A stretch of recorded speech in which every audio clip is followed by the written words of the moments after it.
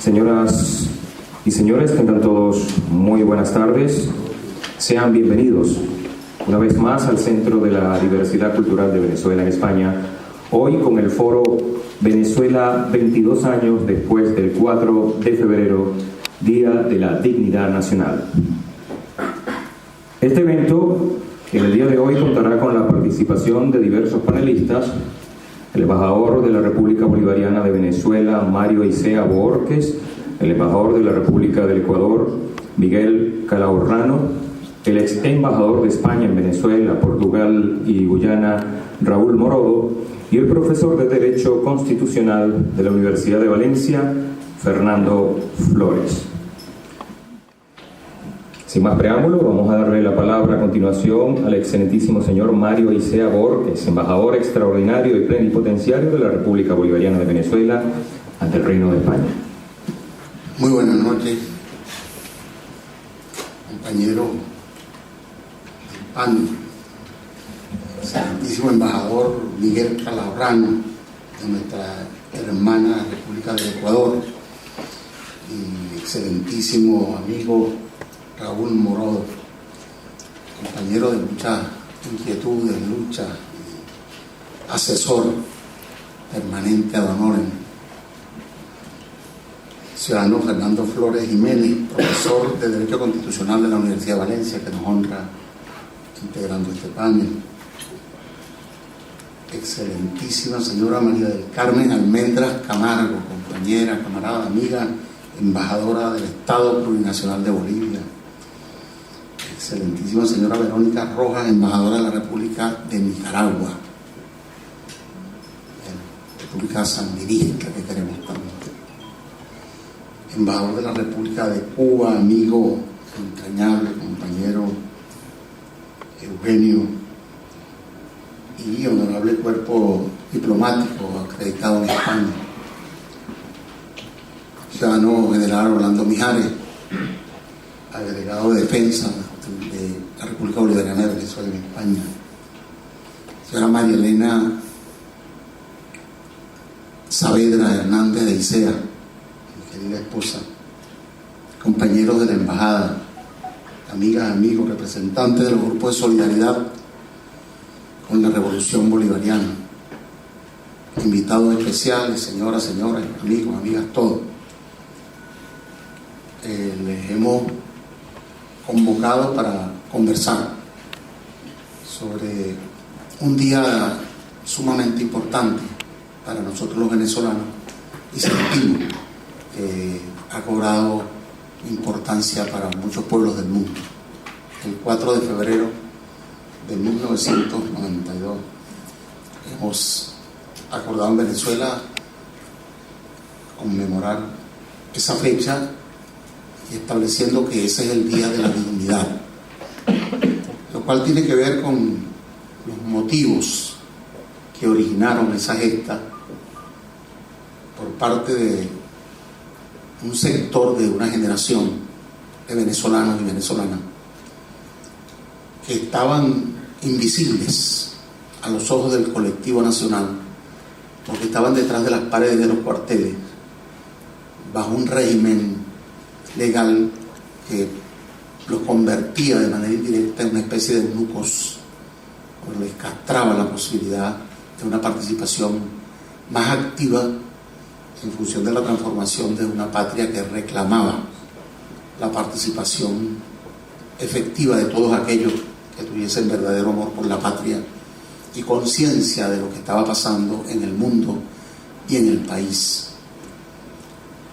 Entre las banderas que el 4 de febrero el compañero, comandante, líder, amigo Hugo Rafael Chávez Frías y un puñado de jóvenes militares levantaron, estaba la necesidad de dignificar la propia Fuerza Armada, que en muchos casos era maltratada porque se le dejaba mal usándola para fines impropios.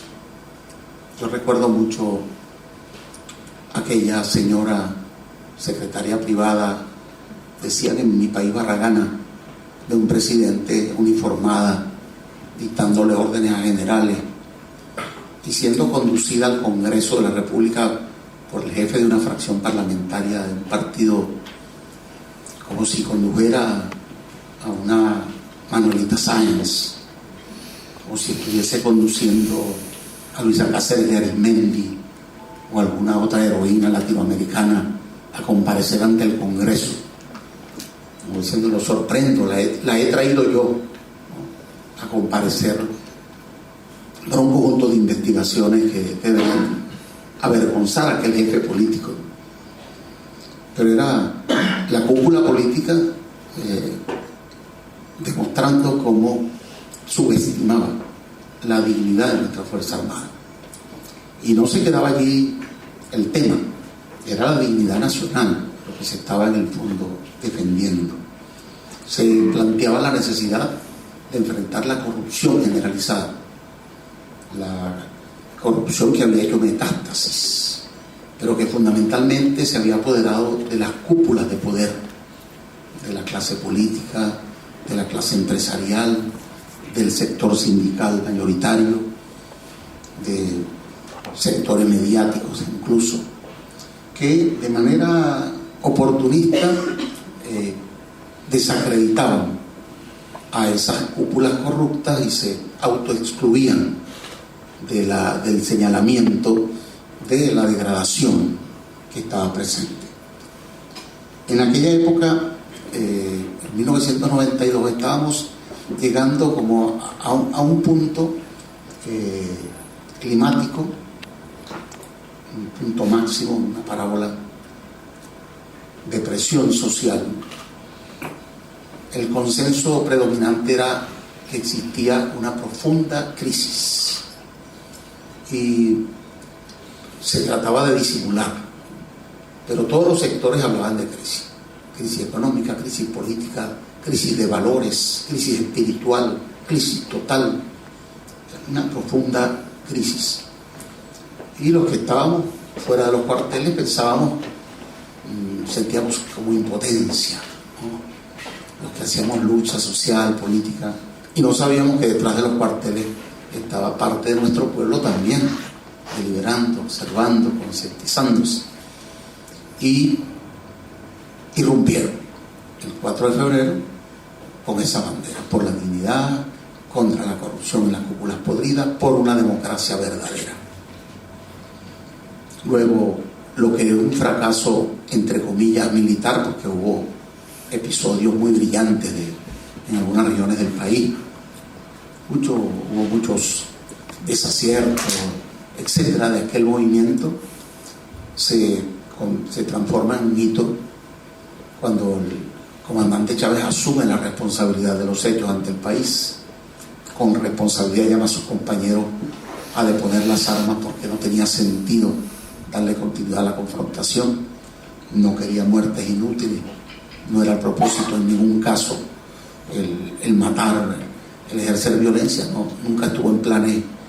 Ha sido demostrado, por ejemplo, un magnicidio contra el presidente de turno, pudieron haberlo hecho, ¿no? Nunca estuvo en sus planes, y pagaron cárcel. Y me preguntaba el profesor Juan Carlos Monedero en una entrevista ayer que Chávez nació en ese momento. No, nació un líder político, se estaba gestando un gran demócrata. Estábamos en el 92 muy marcados por el síndrome Chile, 1973. Los revolucionarios venezolanos de aquella época, algunos de nosotros en las aulas universitarias, veíamos con tristeza como el intento chileno de abordar el poder por la vía electoral democráticamente, impulsar reformas profundas, ejercer soberanía sobre la explotación de recursos naturales, entre otros, levantar la bandera de la autodeterminación y la soberanía de los pueblos, se veía truncada por un arrebatón. Y bueno, alguna gente pensaba que no había opción.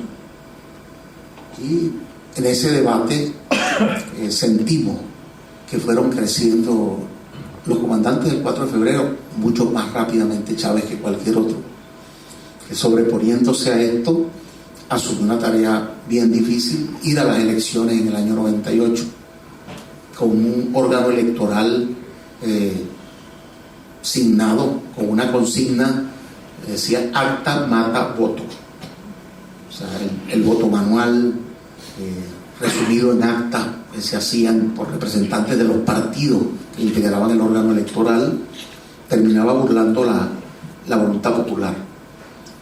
Sin embargo, y a pesar de la campaña mediática brutal que se hacía contra el incipiente líder, o sea, déjenlo hablar, que él se mata solo, con sus locuras, con sus disparates, déjenlo que hable, le dieron espacio. Habían deteriorado con razón mediáticamente, pero con razón, con razones objetivas, la imagen de los partidos fundamentales. Extrapolaban a todos los partidos. Los partidos de izquierda cogían su cuota. Los partidos que detentaban el poder, modelo bipartidista, bueno, muy desacreditado, pero generalizaban todos los partidos. El movimiento sindical, el movimiento empresarial. Había corrientes en los medios que aspiraban que llenar el vacío. Pero hay un elemento importantísimo: la no relación, la falta de imbricación de los líderes de los medios con el pueblo. O sea, ningún dueño de medio podía caminar por un mercado, por una calle, por un barrio y convocar la movilización del pueblo tras su liderazgo, porque ese liderazgo no existía. No es verdad que desprestigiando las instituciones políticas, económicas, etcétera, automáticamente el que protagonizaba la acción de desprestigio se convertía en líder, ¿no? Allí surgió Chávez con un planteamiento claro: hay que refundar la República. Llamó a una constituyente con un esquema sencillo, decía, bueno, por la dignidad, contra la corrupción, vamos a rescatar la soberanía, la independencia, y fueron cuajando conceptos. La democracia verdadera se convirtió en participativa y protagónica. El Estado de Derecho se elevó a un concepto mayor de un Estado democrático, social, de derecho y de justicia. Es la institucionalidad y la ley al servicio de la justicia, y no el Estado y el derecho al servicio del propio Estado o de las propias instituciones. La justicia, la igualdad. Y se establece en la constituyente, que es su primer compromiso y su primera promesa cumplida, cumpliendo el programa de gobierno, ¿no? El programa de gobierno y la obligación contraída con los electores y consigo mismo.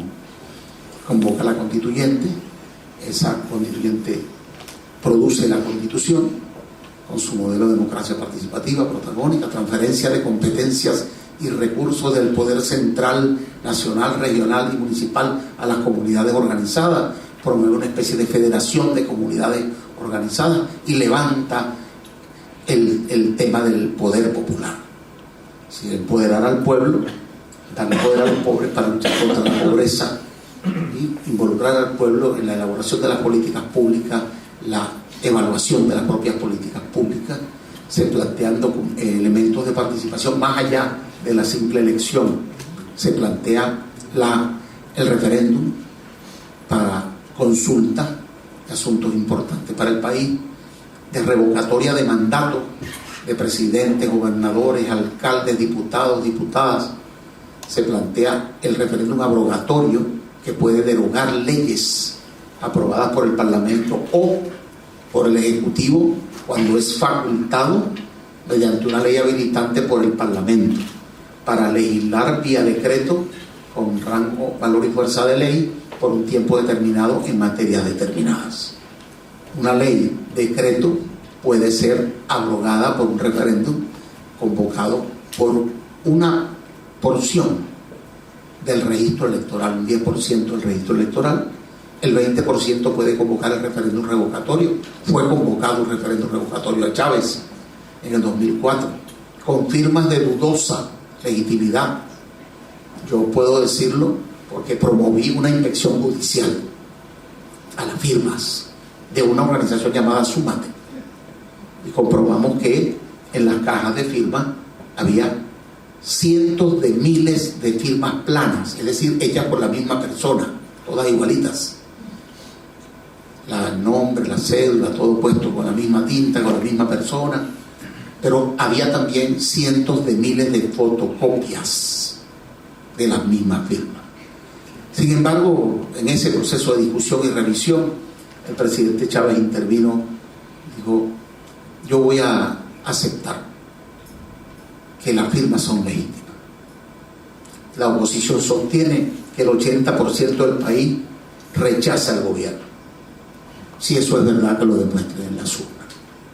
Convocó la batalla de Santa Inés, fuimos al referéndum revocatorio y el resultado fue una afirmación del presidente en el gobierno por amplísima mayoría. 2 años después fue reelecto como presidente. En el camino, la confrontación permanente, sabotaje, injerencia de distintas naturalezas, un golpe de Estado en el 2002, un sabotaje a la industria petrolera, motor de la economía, columna vertebral de la economía venezolana, brutal. Después del golpe de Estado del 2002 hay un perdón del presidente e inmediatamente a finales de ese mismo año hay un golpe económico en la industria petrolera. Sin embargo, fue creciendo el gobierno y el carácter democrático del gobierno. Se mantiene la libertad de expresión, de información. Los grandes periódicos siguen abiertos, las grandes televisoras, excepto una a la que se le venció la concesión que el Estado da para el uso del espacio radioeléctrico y no le fue renovada. Pero no hubo cierre. Después del golpe de Estado, después del golpe económico, no hubo cierre de diarios, ni de emisoras de radio, ni de televisoras. La única televisora cerrada en el 2002 fue la del gobierno, la televisora nacional, cerrada por quienes asaltaron el poder por 48 horas. Y hay algo bien importante de decir: el pueblo venezolano aplicó el artículo 350 de la nueva Constitución, el derecho a rebelarse cuando se instala un gobierno que rompe el hilo constitucional, un gobierno de facto. La oposición decía que a Chávez había que aplicarle el 350 porque lo acusaban de violar la Constitución aprobada en el referéndum. El pueblo aplicó el 350. Cuando Chávez fue depuesto, pues se volcó a la calle. Eso produjo una reacción de generales constitucionalistas, de militares constitucionalistas que no se habían pronunciado, que creían que el presidente había renunciado. Cuando Julián Isaías Rodríguez, así se llama el ex embajador de Venezuela en España, que fue fiscal general de la República, Isaías Rodríguez, le decimos todo, denunció en una rueda de prensa a la cual accedió habilidosamente, porque los medios no querían dejar declarar a ningún dirigente chavista o representante del gobierno de Chávez, y le dijo a la prensa: convoco una rueda de prensa para renunciar a la fiscalía. Cuando estaba ante la cámara dijo: yo quiero denunciar que esto es un golpe de Estado. El presidente no ha renunciado, han roto el hilo constitucional y llamó a los venezolanos a reponer la Constitución. El ministro de Educación, Aristóbulo Istúriz, que fue vicepresidente de la Asamblea Nacional Constituyente, también denunció por Radio Caracol que era un golpe de Estado. Y cuando se supo que el presidente no había renunciado, que estaba secuestrado en una isla, reaccionaron una gran cantidad de comandantes de guarnición, de generales constitucionalistas, y dijeron: hacemos valer la Constitución, tienen que traer al presidente a Miraflores, y obligaron al alto mando militar, que era el que había tomado el aparente control de la intentona, conjuntamente con los dueños de los medios de comunicación, a retrotraer al presidente Chávez a Miraflores, con las calles inundadas de pueblo y los medios de comunicación negando o escondiendo lo que estaba pasando en el país, en el ejercicio más aberrante de negación de la libertad de expresión y de información. Bueno, un camino difícil, pero democrático. Una constituyente planteada como una salida pacífica y democrática a una gran crisis. Dice Joseph Stiglitz, Premio Nacional Nobel de Economía, vicepresidente senior del Banco Mundial, asesor de Bill Clinton, en el prefacio al informe Stiglitz, desde el primer momento fue evidente que la crisis de Estados Unidos, que empezó en 2007, se convertiría rápidamente en una crisis global. Estaba claro también que era necesaria una respuesta global, pero las instituciones económicas financieras globales no estaban del todo a favor de la labor, dispuestas o preparadas. Muchas de ellas eran las mismas que habían inducido las políticas de desregularización, liberalización financiera del mercado de capitales y habían conducido a la crisis. La crisis ponía de relieve defectos profundos de las nociones de fundamentalismo de mercado. La teoría de que los mercados sin limitaciones proporcionan resultados eficientes y estables. Asimismo, la idea según la cual los mercados se pueden autorregular demostró ser un oxímoron, una idea absurda, contradictoria en sí misma, como aquella de el amor es un fuego helado, ¿no? Y estas ideas ocupaban puesto de honor en las instituciones que supuestamente debían conjurar la crisis. Bueno, la aplicación de un conjunto de medidas en los años 80 y 90, cuando el 27 de febrero del 89 en Venezuela se produce el Caracazo, un antecedente del 4 de febrero. Siguen en los 90 las denuncias Stiglitz, que no es socialista, de una visión capitalista avanzada, honorable además, documentada. Ahí podría irse uno a las recomendaciones del informe y se encuentra de nuevo con unas afirmaciones terribles. El riesgo inmenso de que las crisis sean aprovechadas por los factores de poder para hacer recaer todavía más las consecuencias de una crisis que ellos no inventaron sobre los más pobres, sobre los países más vulnerables. Y revisemos las estadísticas de ganancia de la banca en nuestros países donde hubo crisis financiera y en el resto del mundo donde hay crisis financiera y las medidas que se han venido aplicando. Siguen ganando dinero los sectores financieros y siguen empobreciéndose las capas de trabajadores, etc. En ese gran marco de crisis ha pasado todo esto. No obstante, en América Latina se produce una reacción. Enfrentamos al ALCA, con Chávez a la cabeza, surge el ALMA, hay una reconquista de la idea integracionista bajo la idea de la cooperación, complementariedad, solidaridad, no de la competencia, no de la imposición económica, militarista, no bloqueo, etc.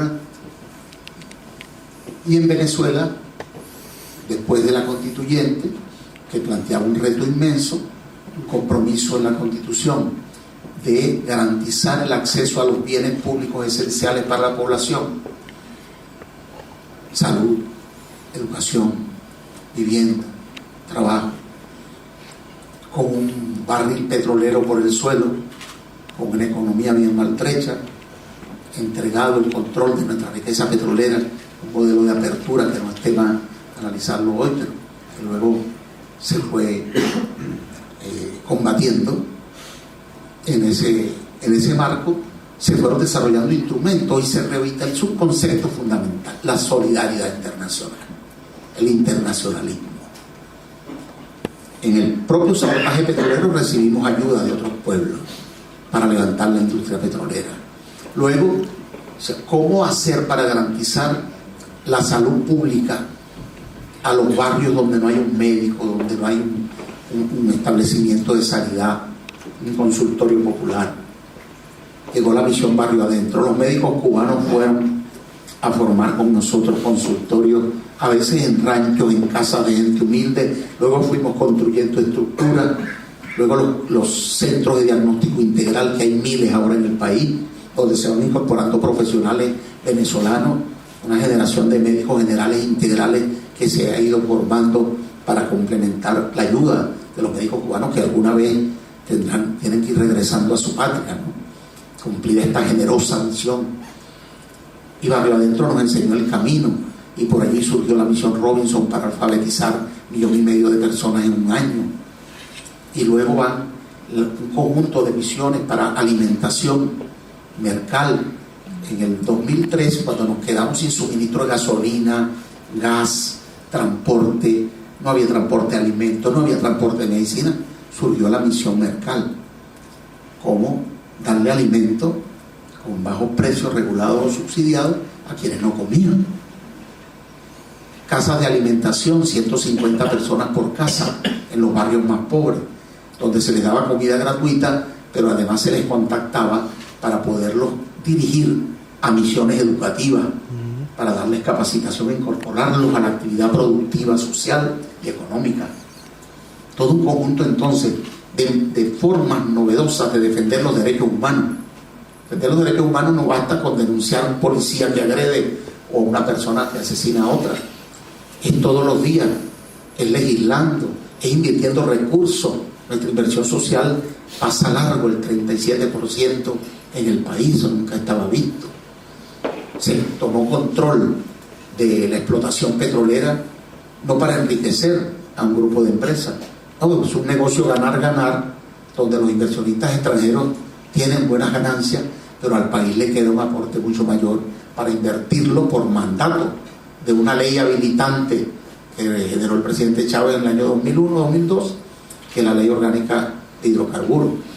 La renta petrolera se invertirá en educación, salud, inversión productiva, fondos de estabilidad macroeconómica para estabilizar el país y desarrollarlo más allá del petróleo.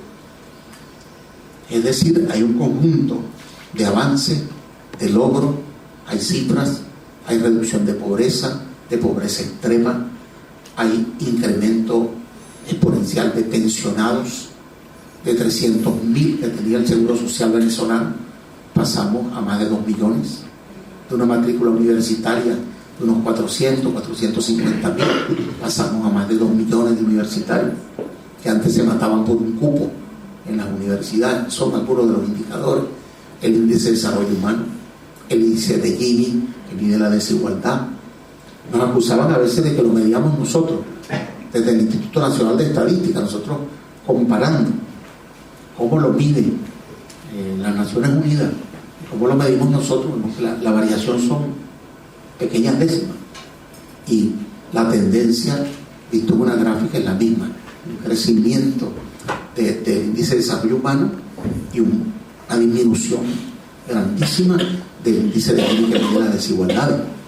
Entonces hay un conjunto de logros, hay un conjunto de hechos políticos que demuestran que el proceso nuestro es democrático, que asumimos un modelo, unos caminos, en este caso particular el camino constituyente, que en otros países luego se adoptó. Pero la Revolución Cubana hay como un pilar demostrándonos que era posible desafiar los grandes poderes, fue una fuente de inspiración muy grande para el presidente Chávez. Y luego surgen los procesos en Bolivia, en Ecuador, vuelve el sandinismo democráticamente, electoralmente al poder, ¿no? El proceso argentino, enfrentando grandes enemigos, intentos de golpe de Estado, de magnicidio contra Correa, contra Evo Morales, sin contar todos los intentos de antaño contra Fidel Castro, contra el propio Chávez. En fin, todo esto que pasó en Honduras son una muestra de procesos que se van, donde los pueblos van tomando conciencia y se van empoderando. Esto molesta a quienes quieren que sigamos siendo patrio trasero de la economía norteamericana y que ven con mucho desagrado el ALBA, Petrocaribe y la CELAC. Y quiero terminar esta para no abusar, porque hay demasiada calidad en el panel y yo lo quiero escuchar, con la cumbre de la CELAC. Nuestra política internacional nos obliga a trabajar por la paz. Venezuela es un territorio de paz, promueve la integración latinoamericana y caribeña, la cooperación con todos los pueblos del mundo. En ese marco, todas las iniciativas que Chávez lideró con los demás dirigentes de nuestros pueblos hermanos, y bajo la inspiración de los próceres que cada uno de estos pueblos nos legó. De manera que en la CELAC se concreta un gran esfuerzo.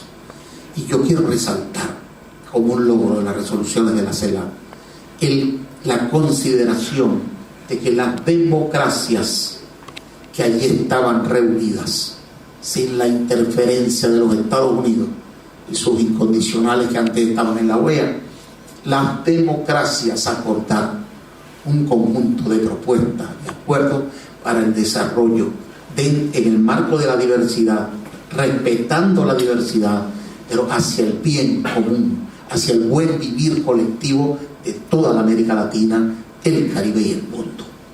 Reconocido esto por el secretario general de las Naciones Unidas, por el propio presidente de la OEA, que creo que no ha tenido remedio que entender de aquella política brutal de exclusión de Cuba, del bloqueo que revela el carácter antidemocrático de los organismos internacionales que aprueban en su plenaria, no sé, Eugenio, 185, 187 a 3. ¿Cuántas veces? Todos los años que debe cesar el bloqueo a Cuba. Y yo aprendí a sumar y restar muy chiquito. Y 187 es más que 5 y más que 3. ¿Qué democracia es esa? Por lo tanto, en el legado del presidente Chávez en Venezuela, 22 años después, nosotros seguimos comprometidos con la lucha por la democratización de esos organismos, en la lucha por un mundo multipolar, pluricéntrico, donde las decisiones no se tomen en un solo lugar, donde haya más aviones y acorazados, drones, dominio de la tecnología para el terror y la muerte, sino un consenso por la vida. Ese es nuestro compromiso, ese es el legado de Chávez. Un modelo de inclusión, una democracia participativa y protagónica, un camino constituyente que es una salida democrática y pacífica a las crisis, un referéndum revocatorio que cuando un pueblo esté descontento en mayor grado con su gobernante lo puede cambiar. Son cosas que dignas de valorar. Las misiones, y ahora sí termino, la gran misión Vivienda Venezuela. 3 millones de familias sin vivienda digna en Venezuela. Un censo que mandó a hacer el presidente Chávez. Sinceró la cifra, se hablaba de 2 millones.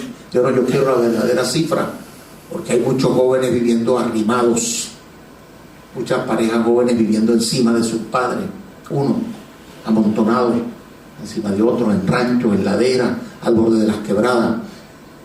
Censo, no fueran 2 millones, eran 3. Tenemos que construir 3 millones, porque sin vivienda no hay familia, sin familia no hay valores tempranos. Nuestros niños y niñas presa de la delincuencia precoz, del embarazo precoz, del narcoconsumo precoz. La mejor contribución a la paz, a la no violencia, a la seguridad es esa. Ya se han entregado más de 500.000 viviendas de mediados del 2011 a esta parte, y siguen cientos de miles de viviendas en construcción, con participación de los consejos comunales, con participación de los ministerios agrupados en la Gran Misión Vivienda de Venezuela, y participación internacional de cooperación y apoyo de distintos lados del mundo. Entonces, allí está un ejemplo con problemas muy grandes que tenemos, algunos propios de un proceso que no es una isla, que está en un mundo capitalista con esta gran crisis que bien calificaba Stiglitz, no Chávez, no la embajadora Almendra, o Eugenio, o Fidel Castro, o Correa, o Daniel Ortega, o el doctor Morodo. Joseph Stiglitz, y un informe, crisis que nació en Estados Unidos y la extendieron al mundo, y los menos responsables, los menos culpables son los que